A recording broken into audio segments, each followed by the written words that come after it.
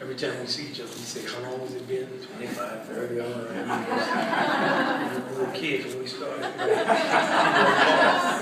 But, you know, it's the type of love and respect that I have for Jim all these years. You know, we just really about building a community, using the music. I can remember when I was a boy growing up, I was in Kendall, Louisiana. My first trumpet lesson, my teacher that I loved, he played a recording for me of the Chicago Symphony, playing pictures at an exhibition. Alan Furseth, this great trumpet player, played it for many, many years, passed away sadly this past year. But I would never come here and not think of him, because it was an early experience for me hearing this magnificent trumpet playing. He was such a positive influence on my playing. And many years we came to play here, Herseth would come and he would check the music out. So I would always make a point from the stage to introduce him and recognize him, because he had played such a very important and pivotal role in my own personal development. Then they have the opportunity to come to such a historic city. Of course, you know, Louis Armstrong and the New Orleans musicians came here in the 20s, and all the great musicians, they came out of Chicago, what we call Michael, Big Beiderbecke, and all the musicians that spent time here checking out Pops and the New Orleans musicians, and then the history of the blues that's in this city. And for me, even before we started this series, I played here once with Herbie Hancock. I remember I was 19 years old. It was on PBS. And I remember I had a cream-colored suit on. and just Chicago has always represented so much, playing in the jazz showcase when I played with Art Blakey when I was 18, coming here and playing. And then the many years that I've had the opportunity to come here for our band, I was going over all of the sets that we've played here. Actually, I got in all of the set lists that we've had to make sure we don't repeat songs.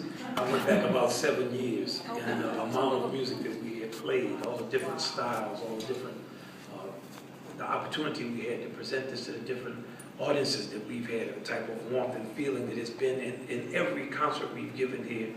I always love when the people are on the stage around us, the young people's concerts we've done, and all the different musicians I've had a chance to meet, and also community workers and people who have come to these concerts.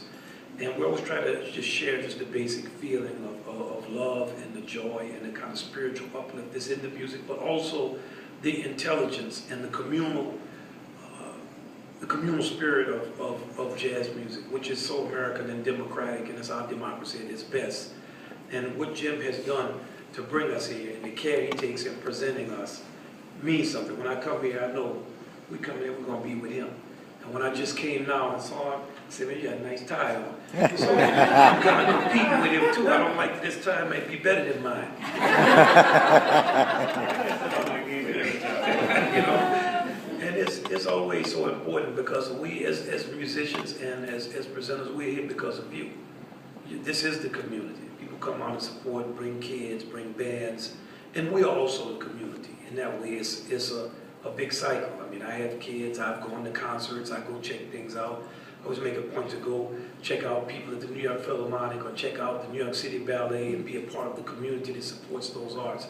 Because it's very, very important for us and our culture to always say the arts are a central part of who we are, because it shows that we're civilized. And that we actually understand the importance of nurturing those things that remind us most of who we are. And that it's worthy of our resources, and even more importantly, it's worthy of our interest in our time. And there's kind of a sacred pact and a bond between someone who starts anywhere in a community and has the opportunity to play and perform for people, because you could always just be home. Many artists, many trumpet players, many jazz musicians want to have the opportunity to play for an audience. And for any of different reasons, they don't have that opportunity. So we have the chance to represent all of those people when we step up on the bandstand. And that is why for us, and it is also the spirit that Jim presents in, it's an honor for us to be here and to talk to people and have a chance to be a part of their lives. And it's not something that we take for granted. And every time we come here, we try to do what we can to give the very best of our music. And we're always grateful for being given that opportunity.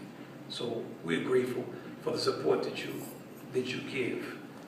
And we want to say give more support, not just money. It's not, you know, when I played with Art Blakey, I was always interested. Every night he would give the same speech to people, and we would kind of laugh and say, well, these are the people who like the music anyway, why are you giving the speech to them? And he would tell them, I want y'all to go in a record store and pick up a jazz album. That's when they still had albums. So people would laugh. And then he would say, I'm not talking about the jazz messengers, any jazz album. So in that way, when I say support, I don't mean just money. I mean interest, time, the arts in general, because we have a general struggle, and we're all engaged in that to influence the way life is lived in our country. And the arts are a very, very important part of that. And I just want to say that I'm appreciative of this opportunity. And I'm happy to answer any questions y'all have about what we do, what we're trying to do. If you're shy, you don't have to be shy.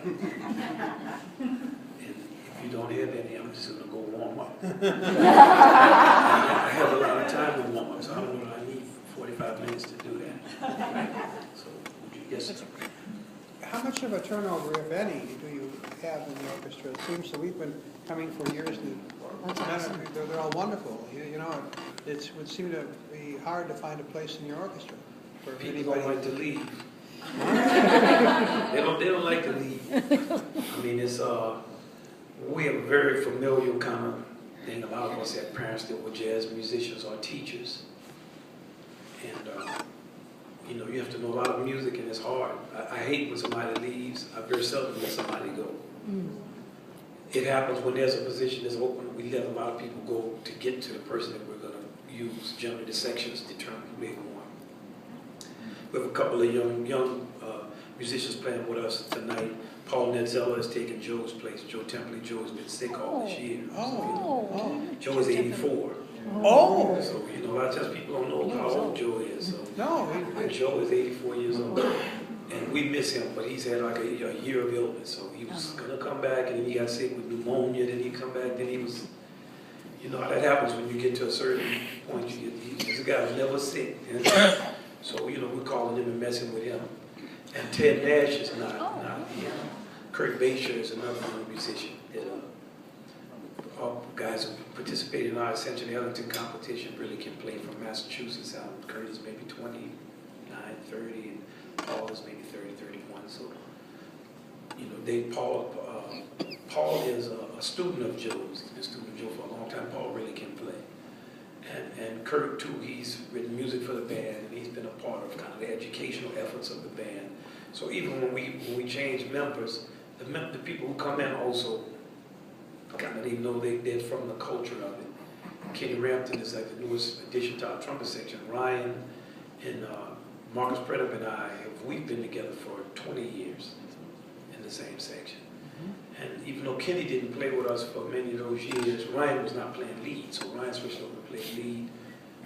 And we've known Kenny too. Kenny and Marcus were saying that they were both beaten at the Thelonious Monk competition by Ryan in 1980 something. So. And Kenny too, his mother is an educator, and his father was a timpanist.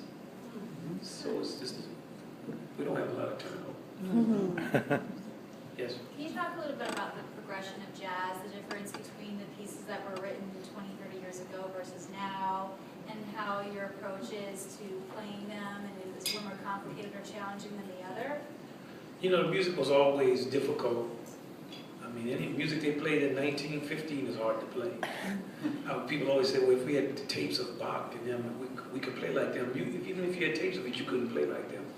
Because we have tapes of King Oliver's band, nobody can play like them. We have tapes of Louis Armstrong playing, nobody can come close to playing like him.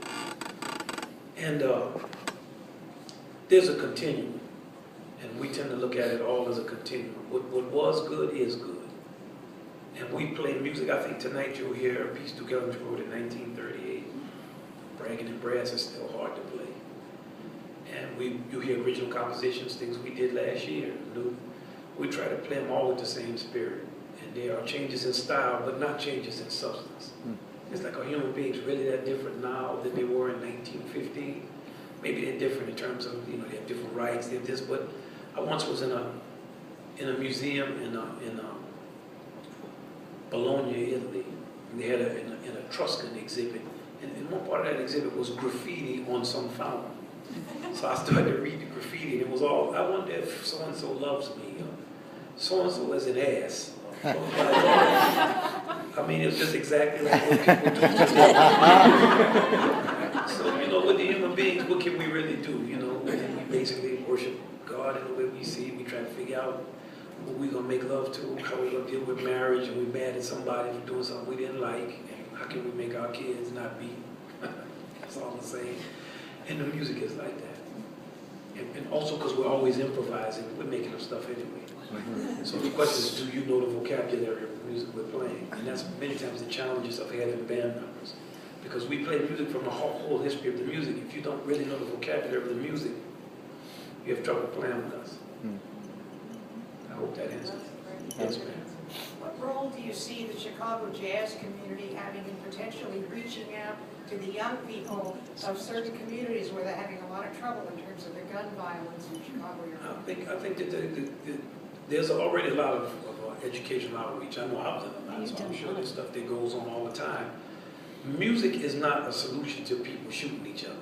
Getting jobs for their parents is. So unless we can give their parents jobs, we're not going to help them. We can entertain them, we can talk to them. I guarantee you, I've probably spoken to more students than any other person in the world over these 30 years. If I'm not one of them, if I'm not the, I'm one of the. I love young people. I've spoken to them. I've been a part of them. And my conclusion after all of this time is that you have to get jobs for their parents to help them. Anything short of that is fun. You can talk about it. And I mean, there's a lot of educational outreach that goes on and all helps brighten the lives of young people, but it's not going to keep them from killing each other. It's like when New Orleans was struck by Katrina, Herbert Riley, our drummer, was down there, and then people tried to get water. I said, man, I was talking to Herbert on the phone. I said, man, you think we should try to hook up a concert? He said, this ain't the time to play, bro. Get some water. Yeah. Like that. So, you know, I think that's more where we. Wow. Yes, ma'am. What's the influence of technology for your instruments and the way that you organize your orchestra? You know, for us, the human being is the technology. And that's what jazz is about. It's about human potential. It's not about the instruments. So the technology has made it much easier for you to listen to recordings, much easier for you to communicate with people, much easier to, but the technology cannot make you more human. And jazz ultimately is about human beings. The calling card of the music is the wonderment and amazement at what a human being can do, the speed of a human being's thought, and the speed of thinking of a group of human beings that is much faster than digital. You know, like we come up with things at the speed of instinct, and that's human. So the technology plays some part, but our music is very much like John Henry. You know, I'm gonna die with this hammer in my hand, because we're more about falling in love, embracing somebody, not about getting on your cell phone, or you know, figuring out how you can record and not be in the room with some other people. That's not. Can you believe we recorded this and we never saw them? Or we're in Argentina and we did that. Okay, how does this sound? It sounds like you weren't with them. So our music is not. Yeah, we use the technology as best we can, but we are the technology. Yes. How do you design your concert programs from year to year? I remember a few years back you did Love Songs at Duke Ellington. Right. And speaking of Joe Temperley, I think you did The Single Petal of a Rose at that concert. Right. And so I'm just wondering, how do you come up with your ideas? Are you looking to sort of, over the arc of your career, represent everything that you love the most, or the history of jazz, or where do you come up with them from year to year? Well, I have a very canonic approach to it, and every year I sit down and I go through all of the 20 years of our program. I go through every concert, I look at the library. The entire time we've been doing Jazz at the center of my mind has been on the library. Like, what do we need? How can we round our library out? What do we have to get transcribed? How can we represent the different periods? What have we done? Like I was saying, before we play tonight, I go through all of the years that we've programmed. So I just looked at that concert, the Love Songs at Duke Ellington. I looked at the last concert we did, and I looked at the concert we did in April. I looked at we brought the painters. I mean, all of the concerts have a different theme. Tonight is more potpourri. I generally, my programming philosophy is I just try to play all good music all the time. You know, for me, I'm very eclectic in my taste, and I like it all. I like Louis Armstrong, I like Jelly Roll Martin, I like Duke Ellington, I like John Lewis, I like Jerry Mulligan, I like stuff the guys in our band write. It's just something was written yesterday doesn't mean it's not good.